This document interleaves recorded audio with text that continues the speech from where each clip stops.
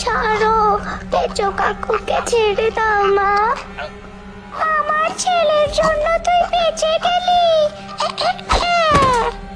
যা, তোকে ছেড়ে দিলাম। বিশ্বাস করো বন্ধু, আমি ওকে খুশি করতে জাদু দেখাচ্ছিলাম, কিন্তু মন্ত্রটা একটু ভুল হয়ে গিয়ে এই সর্বনাশটা হয়ে গেছে।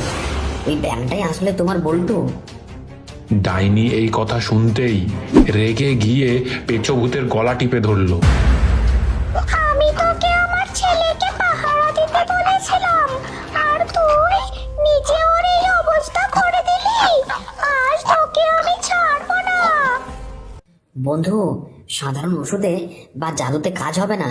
বল্টুকে আবার আগের মতো করতে গেলে আমাদের এই জঙ্গলের পাশের গ্রামে যেতে হবে।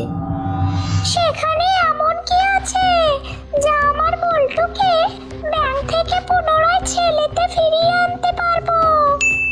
সেখানে হরিপদ্র বাবুর বাড়ির চালে একটি বড় ও অস্বাভাবিক লাউ ধরে আছে।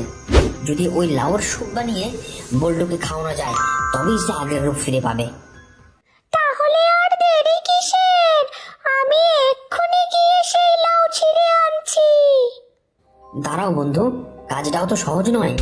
হরিপদ্র বাবুর বাড়িতে টমি নামে এক ভয়ঙ্কর কুকুর আছে। সে দিন রাত ওই লাউ পাহারা দেয়। কি কুকুর? তুই জানিস না ভূতেদের চিরকালের শত্রু হলো কুকুর। তুই অন্য কিছু উপায় বল, ওই লাউ আনার প্ল্যানটা বাদ দে। আর কোনো উপায় নেই। ওই মন্ত্রের বাঁধন একমাত্র ওই লাউর স্যুপ থেকেই কাটবে, নইলে বল্টু সারা জীবন ব্যাং হয়ে থাকবে।